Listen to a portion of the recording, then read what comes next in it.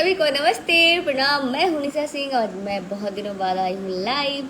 और आज एक बहुत ही प्यारा सॉन्ग रिलीज़ हुआ है स्पीड रिकॉर्ड भोजपुरी पे खेसारी सर और मेरी आवाज़ में, जिनके राइटर हैं अखिलेश कश्यप जी, मोनू साहू जी और रोशन सिंह जी ने म्यूज़िक दिया है। और बहुत ही प्यारा वीडियो शूट हुआ है जिसमें अमीषा शर्मा ने काम किया, जो मेरी बहुत ही अच्छी दोस्त है। और आप लोग ढेर सारा आशीर्वाद प्यार दे रहे हैं इस गाने को, और हमें उम्मीद है आप लोग और ज़्यादा प्यार देंगे। अभी तो ऑडियो है, वीडियो भी बहुत जल्दी आएगा और बहुत ही धमाकेदार शूट हुआ है, बहुत ही अच्छे से, मतलब बहुत ही प्यारा शूट हुआ है। आप लोग देखिएगा और ढेर सारा आशीर्वाद प्यार दीजिएगा। फिलहाल आप लोग ऑडियो सुनिए और बताइए कैसा लग रहा है।